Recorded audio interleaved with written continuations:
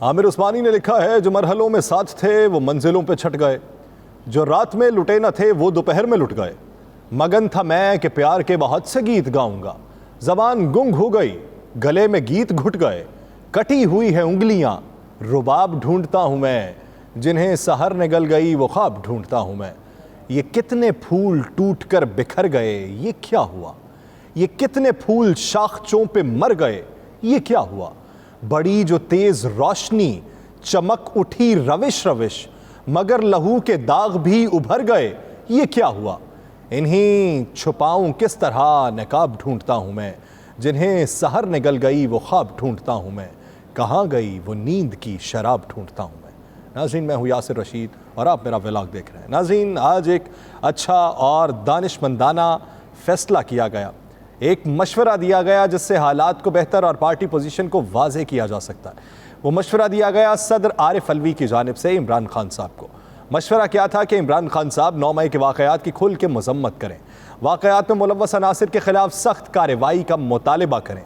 9 मई के वाक़यात में मुलव्वस अफराद को कानून के मुताबिक सज़ा मिलनी चाहिए और कार्रवाई में इंसानी हुकूक का ख्याल रखा जाए, मारपीट नहीं होनी चाहिए।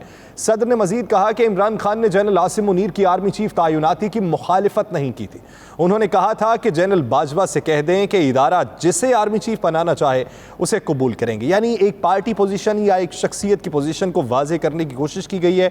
एक मुनासिब मशवरा भी दिया गया है कि पार्टी के ऊपर अगर कोई कदगन आएगी, अगर पार्टी के ऊपर कोई लेबल लगेगा तो उससे बेहतर ये है कि आप खुल के मजम्मत करें और आप ये कहें कि जिन्होंने ये किरदार अदा किया, अगर उनकी आप निशानदही कर लेते हैं, शफाफ तहकीकात हो जाती हैं, तो उन्हें कैफरे किरदार तक पहुँचाया जाए।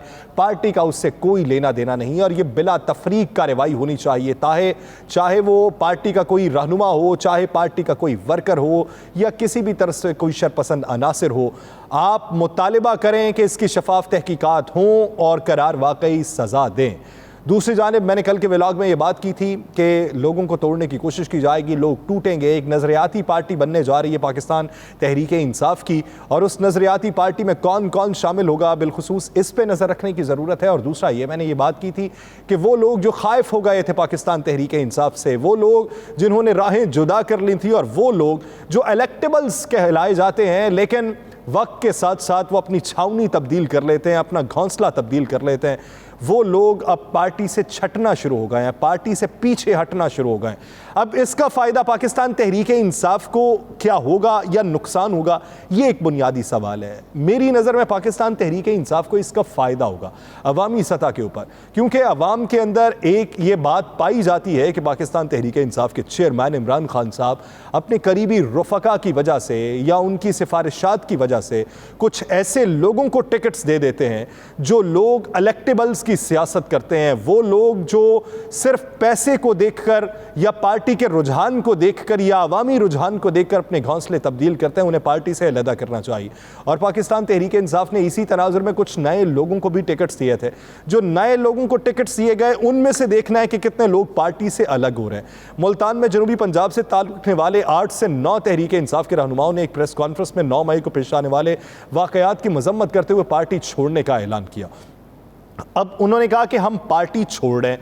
दूसरी तरफ पाकिस्तान तहरीक इंसाफ के अंदर क्या वो शामिल थे या पार्टी उन्हें टिकट दे चुकी थी, ये एक बुनियादी सवाल है। आज मौजूद थे ज़हीरुद्दीन अलीज़ई, उनको टिकट नहीं मिला था, उनकी जगह मोइन कुरैशी को टिकट दिया गया। अशरफ रिंद मौजूद थे, अशरफ रिंद की जगह खालिदा मोहसिन को टिकट दिया गया था। नियाज गशकोरी मौजूद थे, उनसे टिकट वापस लेकर नादिया फारूक खर को दे दिया गया था। कैसर मक्सी मौजूद थे, उनकी जगह टिकट कर्नल शुएब को दिया गया था।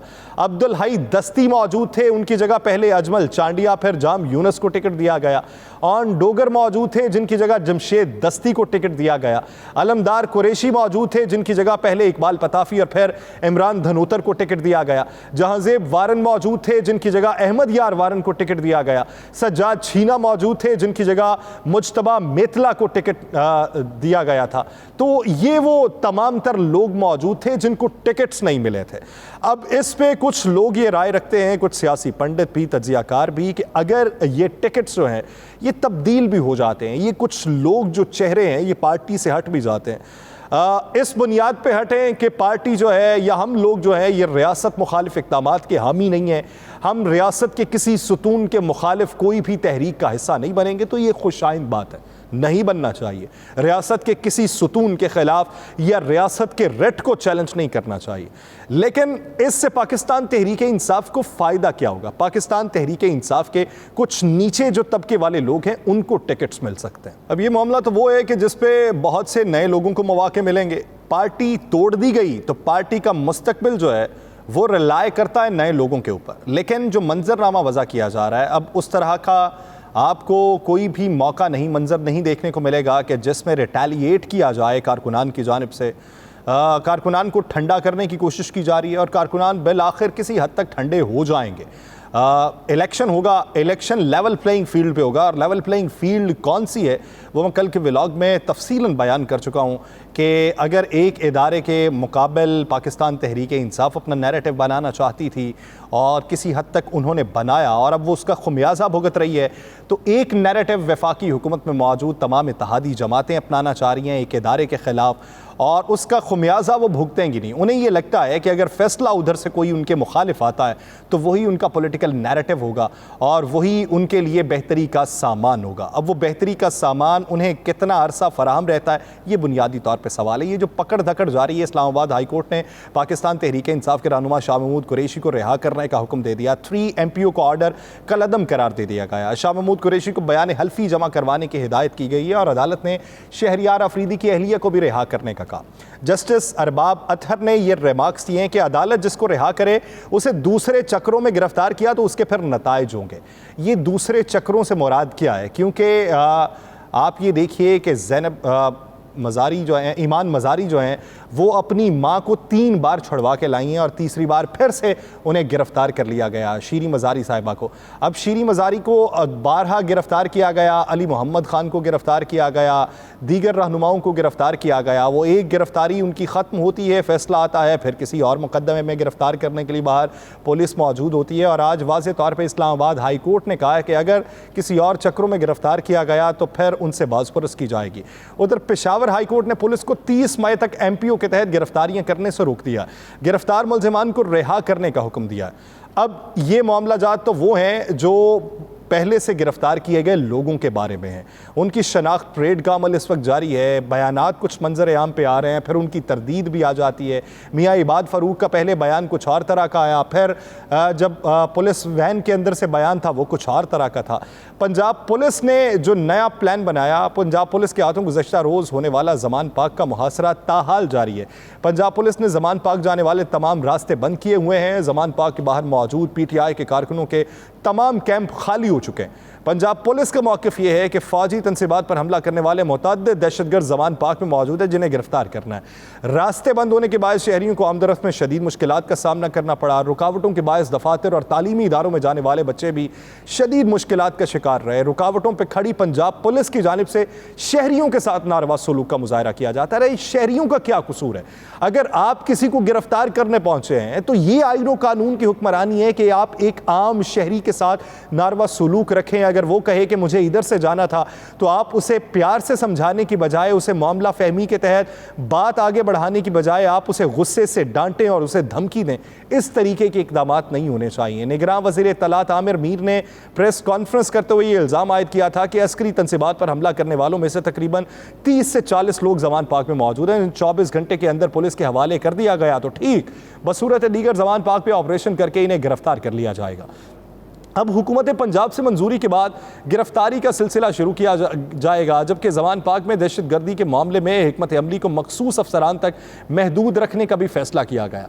अब SP सिविल लाइंस कहते हैं कि मुसद्दका इत्तलात हैं कि 30 से 40 लोग ज़मान पाक के अंदर मौजूद हैं। पुलिस ने 8 मुश्तबा अफराद को भी हिरासत में लिया है जो नहर के रास्ते फरार होने की कोशिश कर रहे थे। और इत्तलात ये भी हैं कि ज़मान पाक में शरपसंद अफराद मौजूद हैं, ये SP कहते हैं। अब वो ये भी कहते हैं कि ऑपरेशन समेत दीगर मामलात के फैसले ऊपर की सतह के हैं। ऑपरेशन से मुतल्लिक हतमी फैसला आला अफसरान के हुक्म पे होगा। रास्तों की बंदिश से अवामी तकलीफ का अंदाज़ा है। उम्मीद करते हैं कि जल्द तमाम रास्ते खुल जाएंगे। पीटीआई के खिलाफ एक्शन के पेश नज़र चीफ इलेक्शन कमिश्नर को भी एक दरखास्त दे दी गई।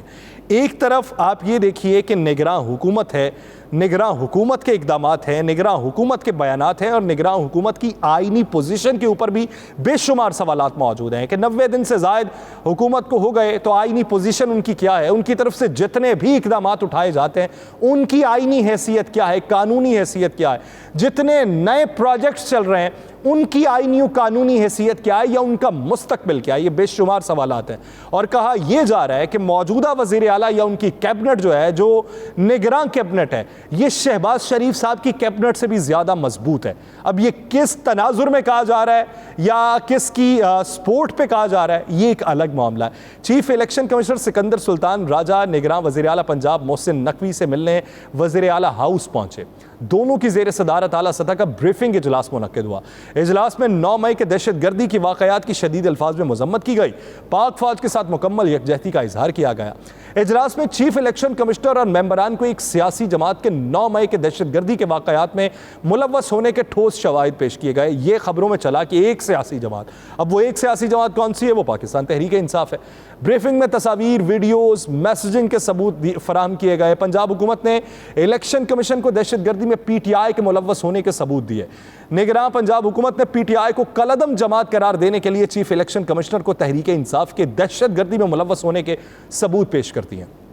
Chief election commissioner Sikandar Sultan Raja निगरान वज़ीर आला पंजाब मोहसिन नकवी से जब मिलने पहुंचे तो इस मौके पे पुरतबाक इस्तकबाल भी किया गया, उन्हें तमाम तर ब्रीफिंग्स भी दी गई। अब एक चीज़ ये है कि वफाकी हुकूमत कहती है कि पाबंदी लगनी चाहिए, हम इस बारे में सोच रहे हैं, लेकिन पाबंदी की सिफारिश वफाकी हुकूमत नहीं कर रही, निगरान हुकूमत कर रही है। और निगरान हुकूमत खुद को इस मामले में ये जस्टिफाई करेगी हम साफ़ और शफाफ इंतखाबात करवाने के हामी हैं और हम ही वो साफ़ और शफाफ इंतखाबात करवा सकते हैं। हमारा किरदार जो है ये गैर जानिबदाराना है और इसी किरदार के तनाजुर में हमने अब तक जो तहकीकात की हैं पाकिस्तान तहरीक इंसाफ पे पाबंदी लगनी चाहिए।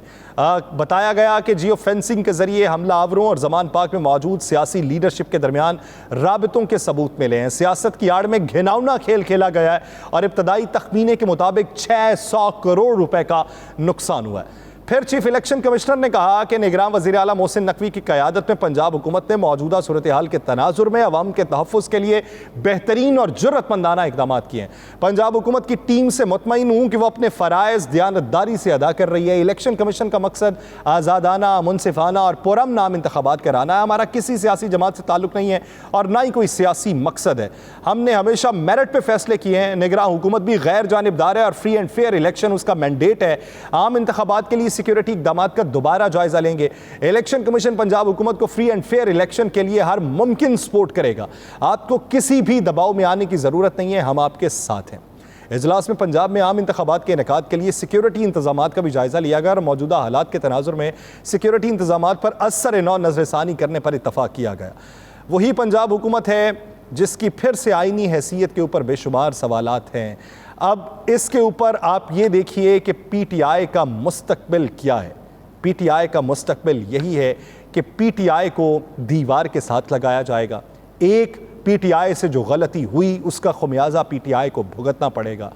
पाकिस्तान तहरीक इंसाफ के चेयरमैन जहां पर मजम्मत कर रहे थे अदालत के अंदर खड़े होके कि ये गलत इक़दामात उठाए गए, जिनकी जानिब से भी उठाए गए, बहुत कुछ गलत हुआ है इन दिनों के अंदर, लेकिन जब वो ये बात करते हैं कि दोबारा से गिरफ्तार करने की कोशिश की गई तो यही रद्द अमल आएगा, तो यही रद्द अमल का जो लफ्ज़ है ये भी मुश्किल में फंसाएगा। इसलिए बहुत तदब्बुराना हिकमत के साथ फैसले करने की ज़रूरत है। ये चेहरे जो छट रहे हैं, मंजर जो आया हो रहा है, इस मंजर के बाद ही कुछ पता चलेगा कि पाकिस्तान तहरीक इंसाफ की पोजीशन किस हद तक मजबूत है। लेकिन इस सब में जो बेनिफिशरी है वो वफाकी हुकूमत है। मईशत का बेड़ा कर दिया, अवाम को रोल के रख दिया, आईटी एक्सपोर्ट को तबाह कर दिया, पाकिस्तान की तमाम तर एक्सपोर्ट को तबाह कर दिया गया, पाकिस्तान के रिजर्व तारीख की निचली तरीन सतह पर ला खड़े कर दिए गए।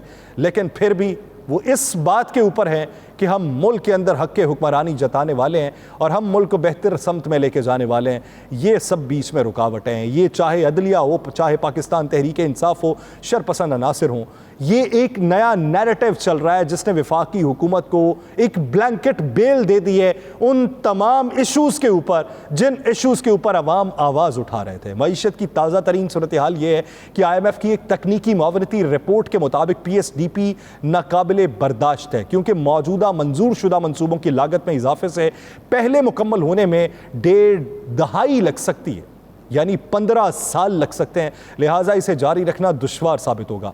पाकिस्तान की दरख्वास्त पर मार्च में IMF मिशन के एक दूसरे के बाद तैयार की गई रिपोर्ट के मुताबिक बाज़ाब्ता तौर पर उसे जारी नहीं किया गया था। उसमें पाकिस्तान की अवामी सरमायाकारी के इंतजाम में खामियों की भी निशानदही की गई और उसे मजबूत करने के लिए दरकार इकदाम की सिफारिश की गई। शदीद मालियाती रुकावटों और नामुकम्मल प्रोजेक्ट से बहुत बड़े बैकलॉग के बावजूद रिपोर्ट में इंकशाफ किया गया कि हुकूमत की जानिब से गुज़श्ता बजट में कुल लागत 2.3 ट्रिलियन रुपए के नए मंसूबे शामिल किए गए। रिपोर्ट में बताया गया कि PSDP में पहले से मंजूर शुदा मंसूबों को मुकम्मल करने की कुल लागत 12 ट्रिलियन रुपए, इसके मुकाबले में जारी माली साल के लिए 727 अरब रुपए मुख्तस किए गए थे। स्टेट बैंक के ज़र मुबादला के ज़खायर जो हैं उसकी सतह 4 अरब 40 करोड़ डॉलर तक आ चुकी है और रवां बरस सितंबर तक ज़र मुबादला ज़खायर 2 अरब डॉलर से भी कम हो जाएंगे। मुल्की कर्जे भी बुलंद शराय सूद की वजह से कंट्रोल से बाहर होते चले जा रहे हैं। आपने वक्त पे अदायगियाँ करनी है और उसके लिए आपको लाले पड़े हुए हैं, लेकिन पाकिस्तान के अंदर ढोंग कुछ और रचाया जा रहा है। पाकिस्तान में बेहतरी के इम्कानात कर रहे हैं तो फिर से वही एक अदना सा मशवरा है कि तमाम स्टेक होल्डर्स मिल बैठें, पाकिस्तान की मईशत पे काबू पाने के लिए, मईशत को बेहतर समत में ले जाने के लिए सियासी इस्तेहकाम को पैदा कीजिए। मुझे दीजिए इजाज़त, अल्लाह ने के बाद।